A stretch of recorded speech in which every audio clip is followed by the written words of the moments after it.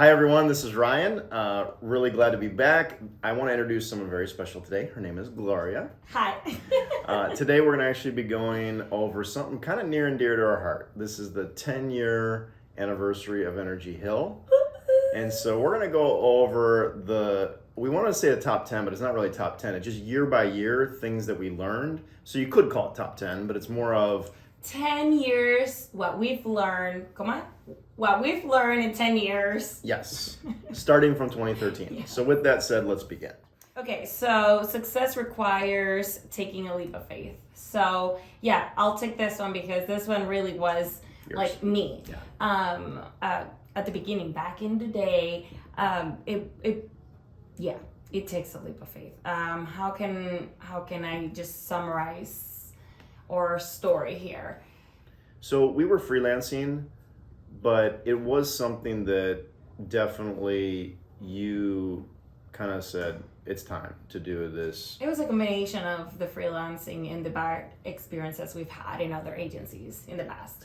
And we knew kind of, sometimes in life you learn how to do things the wrong way because you don't have a choice. Mm-hmm. And then you're like, wow, I would never do this. And so that's kind of where a lot of people ask, well, how did you learn how to do this or this or this? Well, if you see it being done wrong so many times, you can kind of do it right. But also, I think in our case with me, I didn't know that I was going to become a leader per se. I just knew that I wanted to push you to do it as like the leader, the visionary of, our company. And I was there to help, but I never thought of me becoming the position that I am right now, to be honest. Like at the beginning, I was just more of, I wanted to take the lead because I knew, okay, he definitely has it in him. You have the background, the experience, and, all the stuff. So with me, it was more of, I'm going to be here to help and stuff. And it just kind of like, with my role, it definitely evolved over the years. Yeah. Agreed. But yeah, it was definitely taking a leap of faith because it is scary opening your own business. It's like you just, obviously nobody knows what's going to happen, but I just knew that we had to do it. We had to change what our life was, for the better. And I just knew that for us to be able to do what I was envisioning, it's like we had to start it because we couldn't find it around us. So. Okay. Agreed. In 2014, so that was 2013. In 2014, the big thing that we realized was a need was providing support to our clients. So we were very fortunate to have a really good handful of clients to kind of start out with. And that was kind of a carryover from freelancing and kind of just, rolled into, wow, we're going to do this as an agency. And what we noticed, though, the big gap was support. And I think that's key for really any business. Yeah. We think of that now looking back, and businesses we interact with, vendors we interact with, agencies we interact with. The support is just so instrumental. Yeah, the support and communication. Yeah, so if huge. There is no communication between the client and the provider, it's just like you're lost, and then the client is just wondering what's happening. Yeah. Are they working on my project? Even though you guys are working on the project, that doesn't mean that the client knows that. Yeah. It's just to keeping them updated. So support, really, our support team was born early on, and I honestly think that was probably one of the best decisions we made, is that setting up the channels of communication, the platforms to do so. 2015. So 2015, develop a revision process with clients. So that was another huge one, very as big as the support, because some of our clients didn't necessarily come from the marketing background, or had that background in like the processes and how this works. So, to work with Energy Hill and, revisions, and this is stage 1 or phase 1, and this is how we're gonna move on and stuff like that. But that was very big that we started that early on. I think now, looking back at the beginning, and what we have right now, how tight our process is, it's just like, I'm so proud. But that's awesome, yeah. And it's important too, because it keeps us organized, and then if the client has questions, like, okay, we have everything nice and tight. Yeah. And it helps, it puts us at ease when we're organized, and it helps put the client at ease. So it kind of is really a need that we, again, another thing I'm very glad we implemented early. All right, 2016, number 4. We set realistic priorities, and that actually has always been there, but it was realistic in the sense of we had a kind of a tough thing happen with us in our life personally, where do we want to get into that, like the granular? Yeah. Okay, maybe you should, I because mean, I'm gonna get emotional. Well, So, okay. I mean, we're not gonna go into super details. well, Maybe yeah, that's it for was another podcast another video. podcast, yeah. Yes. But it was tough. We got hit hard with a surprise about one of our kids, and it was something that we had to kind of. Okay, right. Yeah. Wow. Okay. Whew. So yeah, you talk about this one. See. So yeah, I was pregnant for the 3rd time, and everything was good until it wasn't, and they just let us know that, our baby was gonna be born with a birth defect, and that's just not easy for any parent to hear. So that definitely, put us in a position that, okay, not that work was our priority, but it was, very big in our, life that really kind of put a thing in our, like it hit us and was like, okay, you got to set your priorities, and yes, you have to work hard and everything, but, there has to be a balance. Yeah. There has to be a balance. And not that the birth defect happened because I was working too much or anything like that. That was not the issue. It was just like kind of us setting boundaries, homework, and life balance. And I think that this is really for anyone out there that's deciding to do this, is the sacrifices you're going to have to take and the alignment of your life that you're going to have to do, whether you like it or not. We didn't have a choice. It was like, whoa, this is happening. We got to adjust quickly and effectively. So it was kind of, it was healthy, I think, in the long run. Yeah. But it was definitely like a shock to the brain. Like a wake-up call. Yeah, maybe. like a wake-up. I love that wake-up call. So, okay, I'll do 2017 since I struggled in 2016. 2017, number 5, was we hired slow, and we did try to let people go fast. I hate to use the term fired, but it's true. And I think that should be a rule of thumb for anyone in the design, honestly, in any industry. I just think that take your time hiring the right person. Exactly. And then it is so important. Yeah. It is so important who you bring into your team, because you already have this culture built that bringing in another person really fast can kind of screw up what you have already created. And we just like to really take our time and have different type of interviews, and not like testing the candidate, but somehow like just asking some questions that maybe might be able to like show us a little bit more about them. Yeah. We're not gonna know everything. No. And even with a long process, you're not gonna know everything until they are in the seat. And back to number 1, it's still gonna be a leap of faith. You still might not hire someone that, oh wow, this person's a rock star or not, and all of a sudden, oh man, it's not that they're not a rock star, they don't like something about the culture, and that's fine. And there's something that's fine about that. We always say that, I think it was Matthew McConaughey and Jay Leno, they were having a discussion. Matthew McConaughey, was his first time after a big movie, and he's nervous, he's in the green room, and Jay Leno comes back, he's like, you okay? He's like, well, I'm really nervous. I think it just released his first big movie. He's like, well, he's like, is there anything I should do? Matthew McConaughey asked. He's like, well, just want to be here. People, the audience will know. Jay Leno said that to Matthew McConaughey. Just want to be in the room, want to be present, and want to be here. And people will see that. And I think I've used that all my life with teams to say, you want to be there. And if you don't want to be there, if you hate it, then do yourself a favor and do your employer a favor and say, hey, this isn't working out. And I think that's awesome. Right. And it might be for a season, and there's a season that you're here, and you're loving your job, your cowork and stuff, but things happen like us in 2015, 16. So it just, some things happen for a season, and if it's, you don't want to be here anymore, like you can feel that.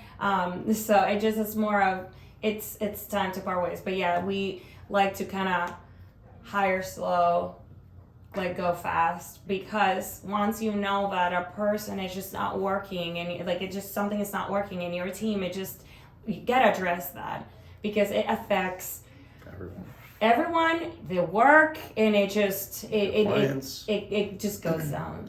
So in 2018, number 6, I would say, is we were consistently looking for ways to add value. Because of the fact in our space, there's so much competition, and there's so much weird ways to automate value. And literally back in 2018, AI wasn't really a huge thing like it is in the last couple of years, but really it was just kind of starting. But always looking for ways to, hey, how can we help our clients most? And that was kind of our goal is, yes, processes were coming along really, really well. Our support, all our kind of different ways in which we served our clients. But really we were consistently looking, how can we help innovate and really take our clients to the next level in whatever case it may be. And some of those rolled up into products or different services or different ways in which we handle scenarios. And also, it wasn't necessarily just products or services. In some cases, it was our consulting and how we could help guide them and coach them and give them, in some cases, it was advice that they would ask for because they trust us with the services we were providing. So, and those things kind of came in organically. So it was not like we were like, we have to create something. So it was more of, as we were growing as an agency and we saw the need, with a specific client or something, we just were like, okay, we would come back and just sit and, brainstorm, how can we help them in this issue that they have, that they've been mentioning a couple times. Can we create something? Can we create like a process for them to utilize? Is it this, something like that? And that's kind of like how we've seen it always. I think innovation forced is going to fail. Innovation that happens based on need and organically is going to be healthy. Correct. And so that's kind of the approach we took. It wasn't like, we need to innovate, blah, blah, blah. I mean, it wasn't Blockbuster. It wasn't like, we're going to keep doing VHSs until they die. No, it wasn't DVD rental. It was more of, let's innovate because there's a need here and it's for the health of our clients. Correct. So, okay. And then in 2019, this is number 6. Okay. So 2019, we learned to let go. And that one is a little bit more personal to me because in that year I got pregnant with my fourth kid. And obviously I had to just take maternity leave and just step out from my role for longer than I have done since we started energyhill. And that was very difficult to me because I'm ingrained into what we do here and the culture and the work and everything, and I'm very passionate for it too. And I was just, it was just really hard, but it was a good thing for me to learn to do. I had to, but it was also just for a season, and we also think that is very important, and it's part of our handbook. Whenever we are telling people about our company and the culture, it's like there has to be a balance with work and life, and it was just, we would preach it a lot and not necessarily like we wouldn't do it, live it out. And so that is so important. That is huge, especially in the leaders of a company, that you have to take time to, I know my time was like, okay, I was having another child and all that, but I'm talking about taking time, sabbatical, like, vacations, like certain times that you need to take off to just relax, refresh, and just come back energized to just keep leading your team. If that doesn't happen, you're gonna burn out. Burnout will happen. I mean, how many other things can happen? It's not healthy for you. And to be honest, in some ways, also as important, it's not healthy for the company or the organization. So, but I think it's like you said, it's not healthy for you personally, because also like then you're just gonna like be just so exhausted. You're gonna get home and just scream at everyone and just like not live a healthy life in general. It's true. So yeah, it's very important. Goes both ways. And I think that is something that our kind of big catalyst moments in our business were aligned with the birth of our last 2 third and fourth kid. Yes. But really, it's something that continually happens, and it should. And I think that's healthy, where you need to check and say, hey, am I burnout? How burnout am I?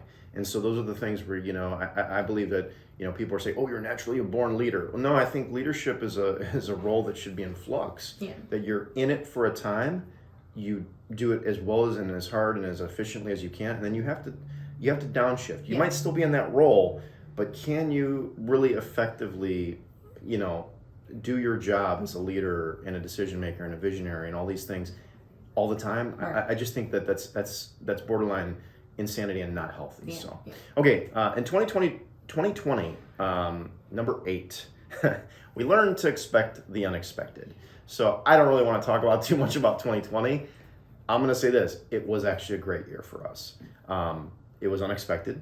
This was during the pandemic, and yet we stayed home for, I want to say it was at least, I don't know how long, but anyways, it was a good, extensive amount of time. We were able to learn to shift our organization from desktop computers to everything was laptops, everything's mobile and kind of ready to go if need be. So it was healthy in that way. We were kind of going that direction, but I think 2020 2020 it's it. So yet I honestly think we weren't really hit by the outcome of the pandemic until 2021. Yeah. From a financial standpoint, and from a business and work standpoint, 2020 was a great year for us. So that's where it was kind of weird for us in the sense we didn't really feel the impact of what was happening globally until 2021. So but you want to go into the VUCA thing?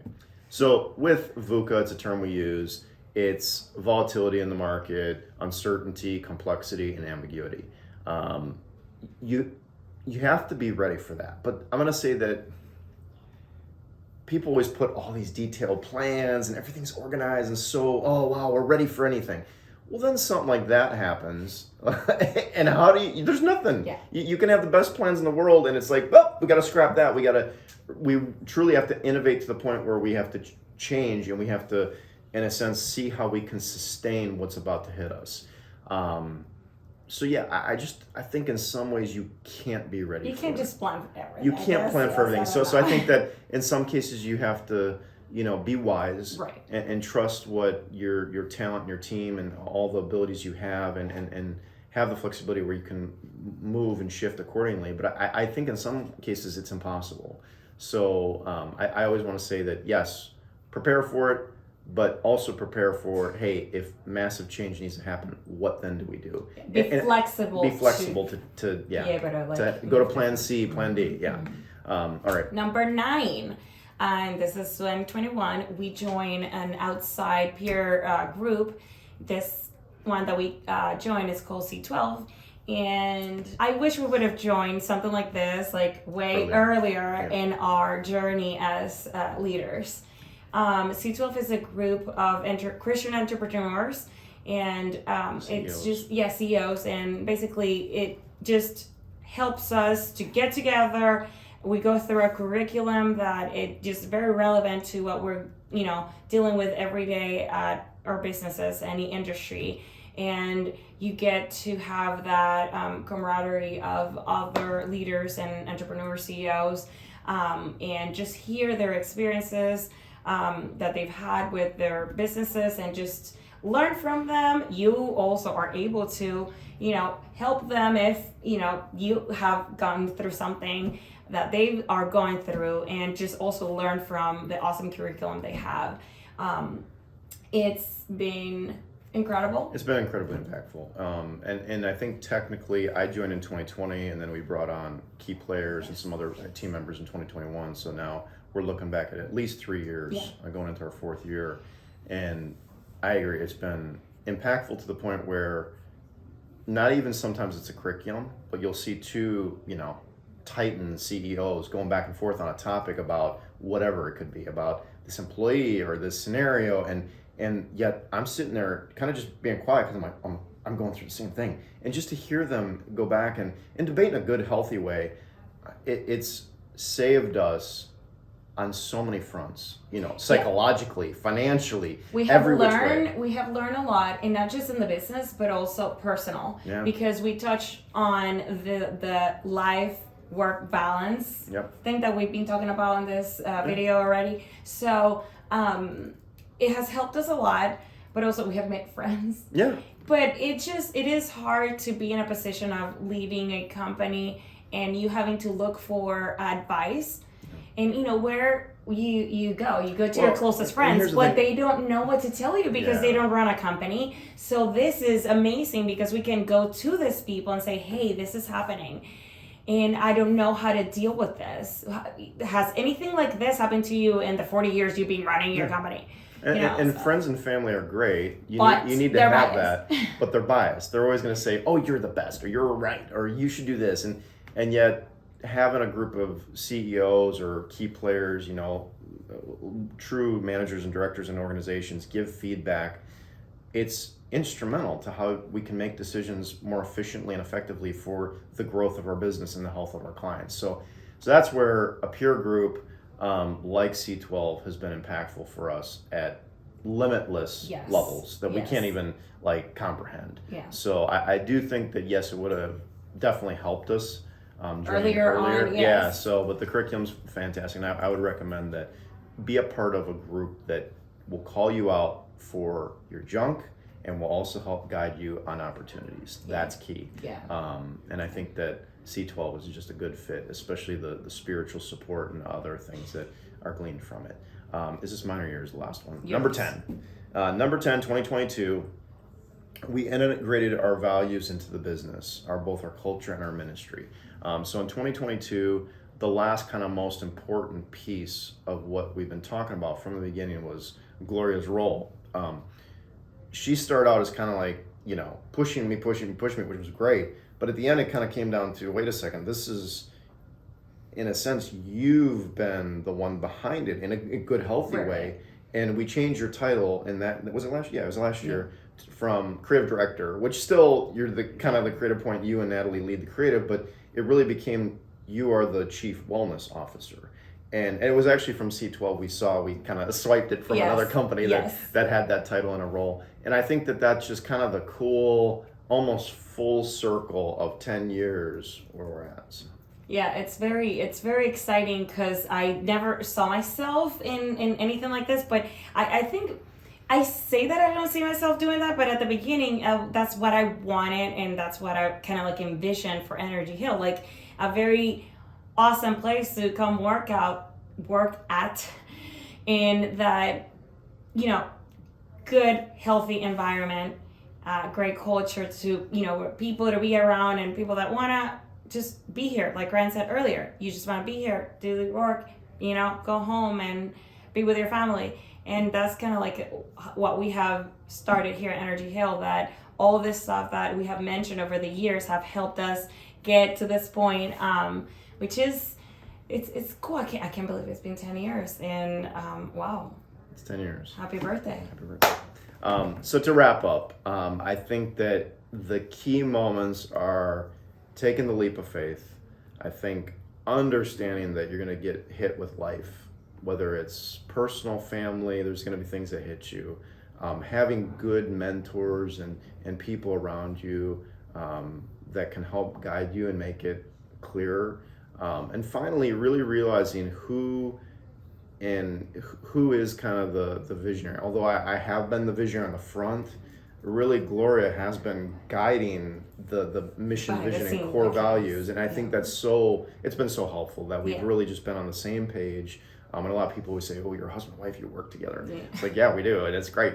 But I understand it's not for everyone. And but in our scenario, it's been totally cool to see kind of the growth of the organization and where we've kind of come and now where we are. And it's exciting because this is I feel like this is chapter 1. Right, exactly. So and there are going to be bad times. Yeah. But that's the one thing we didn't do. We didn't quit, and because we could have. There was just so many things that happened over those 10 years that we've been like, why are we doing this? And we thought that too. Why are we doing this? Why are we doing this?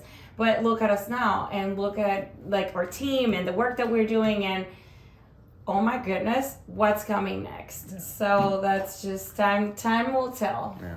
And also, I on the whole quitting, I think that I feel so many people get to the point where they're right about there, and they quit. I see athletes that are just, they're doing so good, and then they just quit. And so, we've always been a family, not just a work family, but like me and Gloria and our kids. Just don't quit. If you start the season, finish the season. And we've carried that to Energy Hill, where it's like, okay, we're 10 years. This is chapter 1. Cool. Check. now what? And that's what's kind of cool, is that this next chapter is starting, and it's really exciting because I do believe in 2023 we have the best team, which I know it's weird because we have 2013, 2022. We didn't talk about 2023 because I do think we have the best team we've ever had, the best team I've ever led, even at older agencies with, hundreds of employees. It's pretty exciting. Yes, I know. It's very exciting. So stay tuned to see what's going to happen. It's exciting. Year 2024, which is our 11th year. So starting chapter 2. Yeah. So thanks so much for being along for the ride. I really appreciate all of you. I know we just started our podcast and YouTube, and this past year we kind of been a little more focused on it. But we're excited for getting you up to speed on what's happened in the first chapter, and look forward to chapter 2. Talk with you soon. Bye-bye, guys. Bye.